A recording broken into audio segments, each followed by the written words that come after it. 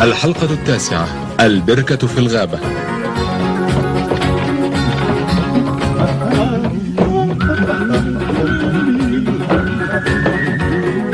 مرحبا يا أصدقاء، سأحدثكم اليوم عن حرفنا. سأبدأ بأشهرها السيراميك. هذا هو مشغلنا. هنا نصنع أوانين المنزلية من الصلصال بواسطة هذه العجلة التي تدور وتحركها القدم. هنا تشكل كل القطع والأطباق والصحون والأكواب والكؤوس وأواني الشاي، وبعد ذلك نضيف الأيدي. ما هذا؟ هنا شيء لم أعرف.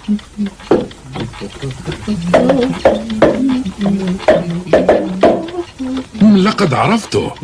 هذا النموذج منطقي أكثر. أنا مصمم رائع. اتبعوني من فضلكم.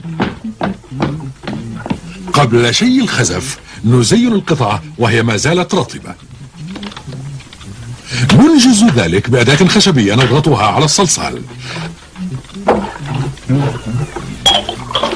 أكوابنا مصنوعة من قرن الغزال، لكن هذه الأباريق تنفع. أوه لا.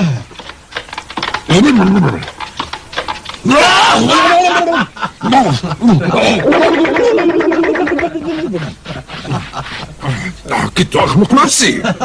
لماذا شربت من ذلك؟ إنه لم يشوى بعد. هذا يكفي. كفاك ضحكا يا دولاب. أحضر شمعة ودلني على الطريق إلى الخارج. لا تغضب، لا تغضب، أنا قادم. لا مثيل للضحك. نعم، فالضحك أفضل دواء. نحن الأقزام التجاعيد تغطي وجوهنا من كثرة الضحك. مشكلة دولاب أنه لا يعرف متى يتوقف عن الضحك. إنه صغير فعمره 105 سنوات. كشمعة صغيرة. صغيرة. رجاء أن تشعلها. وكفاك ضحكا.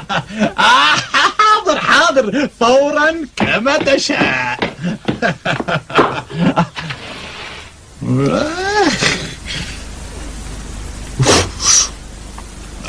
تفضل.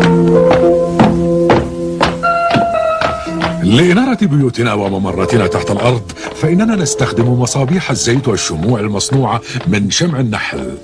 أنا قزم.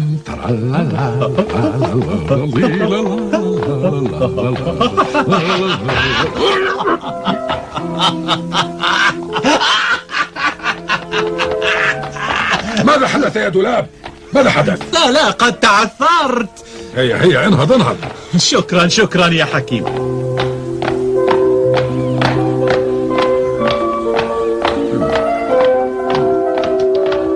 إنني أتعجب. حقا؟ لماذا تصنع الشمع في الخارج يا حكيم؟ لأمر بسيط، حرارة الشمس ضرورية لإذابة الشمع، وهذه النظارات تقي عينيك من الشمس. لقد فهمت. منظرك مضحك وأنت تضعها. لا يوجد خطر يمكنك الخروج. شكرا لمرافقتي. لا تتعثر. تعثر. أنا لا تقلق يا حكيم. إلى اللقاء.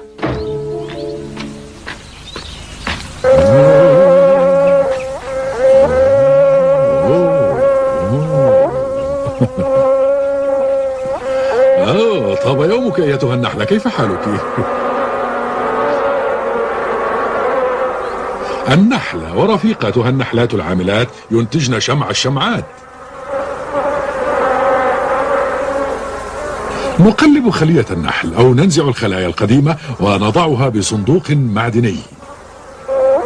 نغطيها بغطاء زجاجي لكي تدخل الشمس بسهولة، وبهذه الطريقة تذيب الحرارة الشمع. هذا الأنبوب هام جدا، من خلاله يصب الشمع في قوالب بوسطها فتيلة وتكون جاهزة لانتزاعها.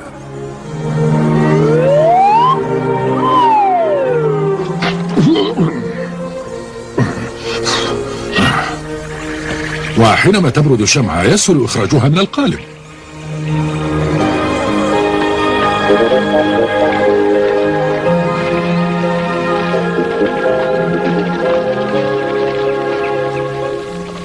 نستخدم أفرانا كهذه لشيء الفخار.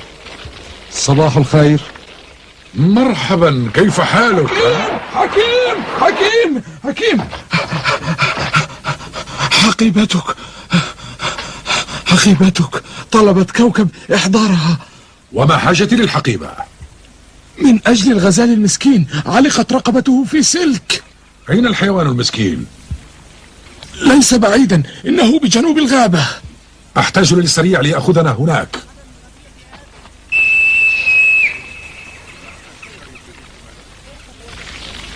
ناديه ثانية، لم يسمعك. ليس ذلك من عادته؟ هل تعتقد أنه وقع له شيء؟ أظن ذلك. ماذا سنفعل الآن؟ نبحث عن سريع أولا، أنا متأكد أن شيئا قد حدث له، وبعدها نذهب. وداعا يا صديقي. وداعا يا حكيم.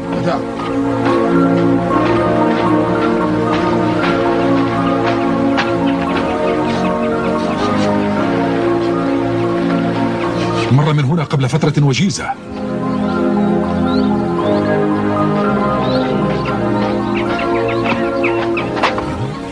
ها هو. ما الأمر يا سريع؟ أعتقد أنه مريض جدا. دعني أرى. المسكين لديه أعراض تسمم. افتح فمك. حسنا. كما ظننت تماما. بقايا ذيل جرذ.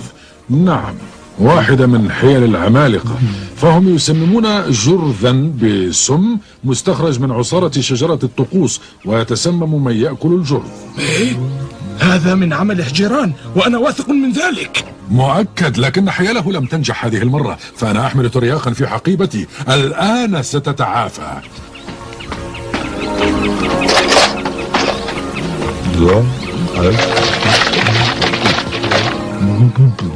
مذاقه مر جدا لكنه فعال.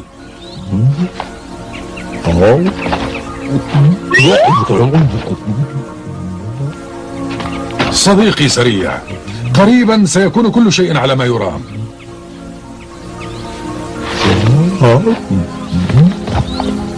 هل بإمكانه حملنا؟ أعتقد ذلك. هل تستطيع حملنا؟ هيا بنا. نحو الجنوب.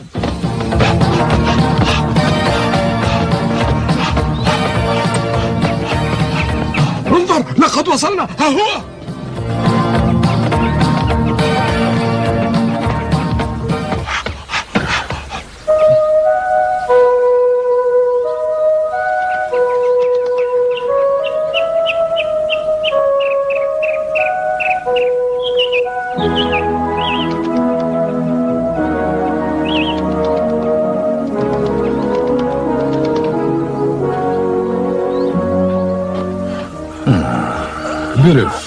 برفق. السلك الشائك الذي يستعمله الرجال للتسييج. لنرى. أمسك هذا. حسنا. لكي أقطع السلك يجب أن تبعده عن عنقه بهذا الخطاف. هذا الخطاف؟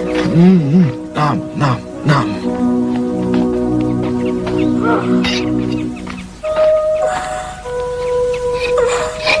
جيد، أحسنت وكن عونا لي.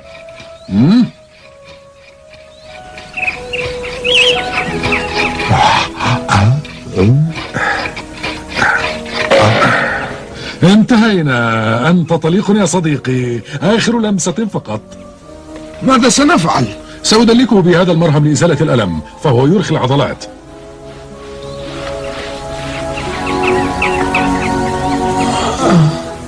هيا انهض يا صديقي، هيا.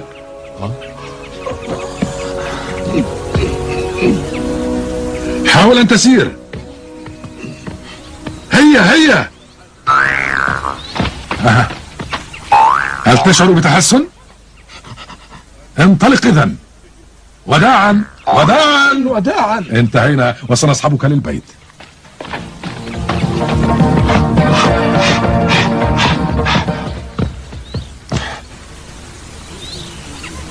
شكرا، قد وصلنا. شكرا. آمل أن تصدق زوجتي القصة.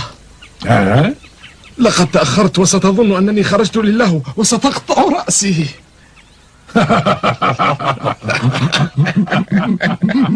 وداعا يا صديقي وشكرا لك. العفو، سرني أن أساعدك.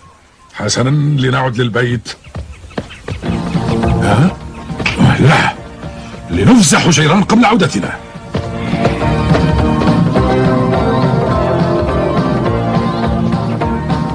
سأطلب مساعدة ثايا كبير السنابل، هذا مدخل منطقته. هيا سريع.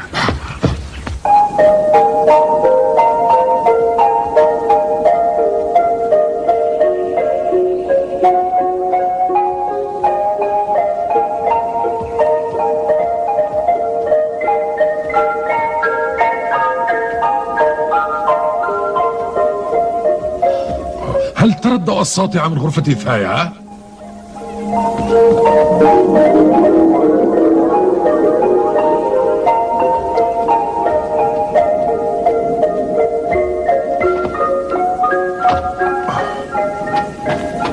انتظر هنا حتى أعود.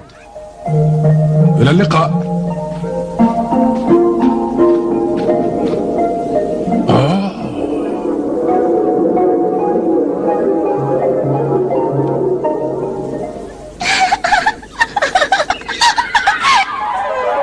ماذا تريد يا حكيم؟ أبلغ ثايا أنني أريده حالا. إن حكيم يطلب مقابلتك. تحتاج إلى مساعدتي إذن. هل تعرف لماذا أتيت؟ طبعا، ويسعدني أن أساعدك. في الحقيقة فأنا لا أعرف كيف أرد لك الجميل. سنبل، اذهب وابحث عن رفاقك. حاضر سيدي.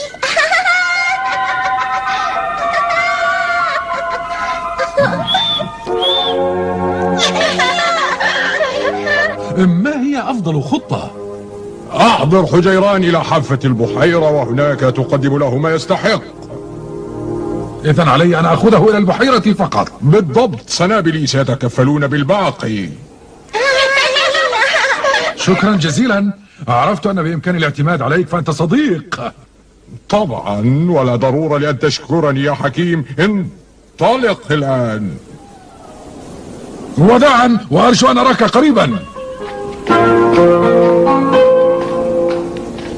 وداعا وداعا.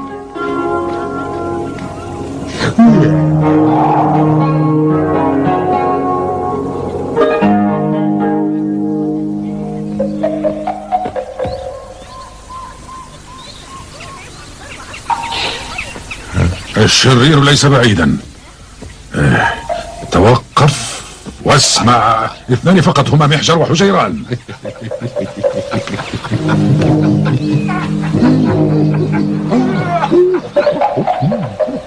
يجب أن نسبب لهم الرعب.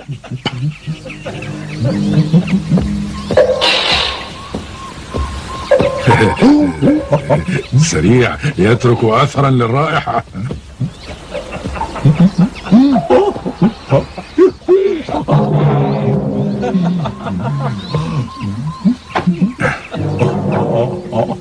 كيف سيعاقب ثايا العمالقة؟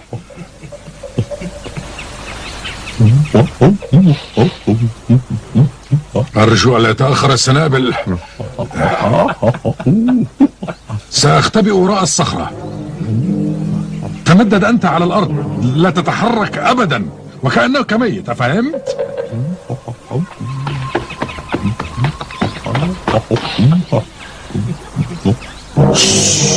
لا تتحرك، تمدد بلا حراك.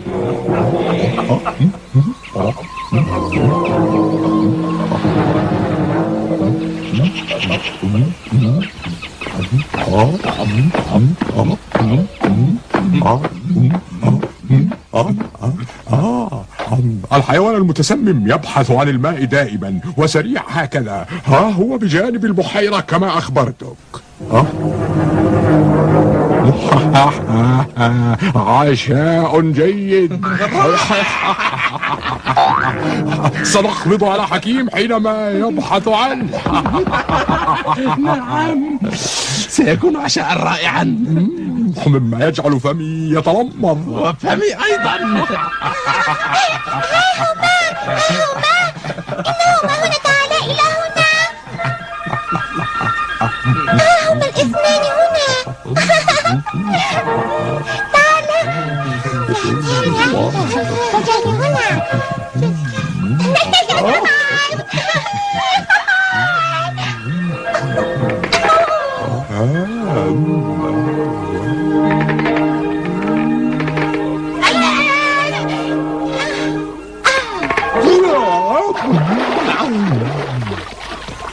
جيران، إن عشاءنا يهرب، فما المسألة؟ أنا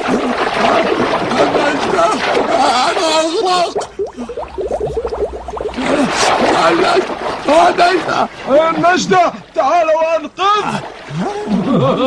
هذه فكرتك يا حكيم، فكرتك. يا سيدي، هل نستطيع أن نساعدك؟ نعم، أنقذه جيران. حسنا، لكن أنت ستذهب وتنقذه. هيا اذهب.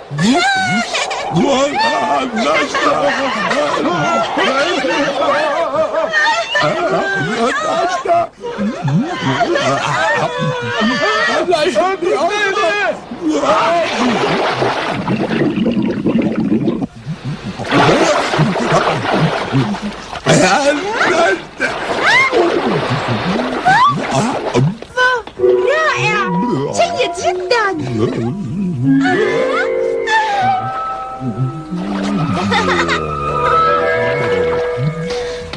برافو برافو.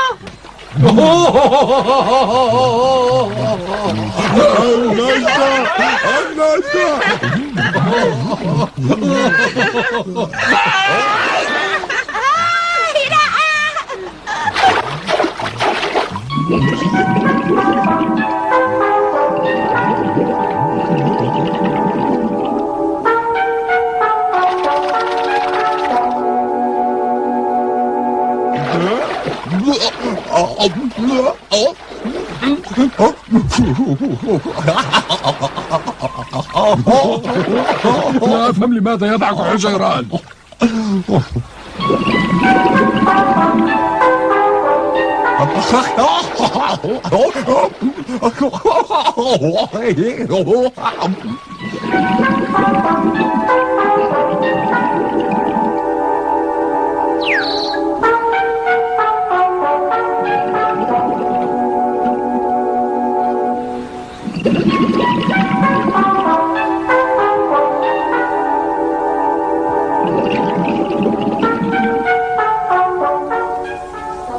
ماذا يفعلان؟ أرجو أن لا يغرقا، أرجو ذلك.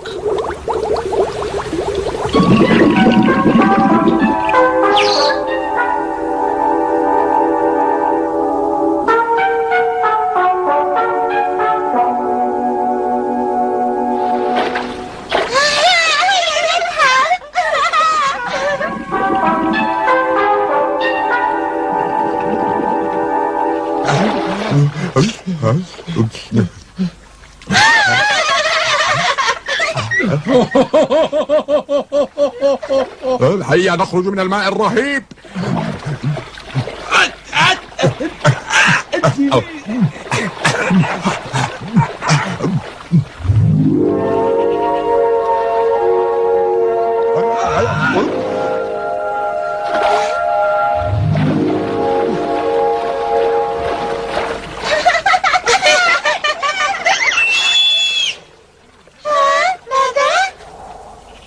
هذا يكفي يا أصدقائي، لقد لقيا جزاءهما، دعوهما ينصرفان بسلام. ولكننا لم نبدأ. شكرا، وعودوا إلى كبيركم.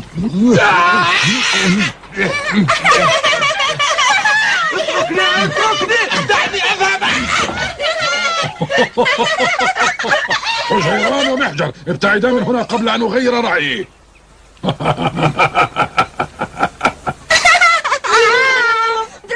أنت تؤلمني يا حجيران، تؤلمني، أنت تؤلمني. خلاص.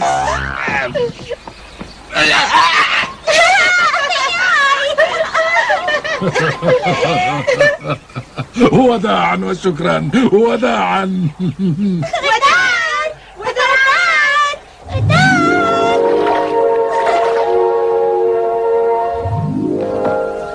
وداعا وطابت ليلتكم. توتا توتا.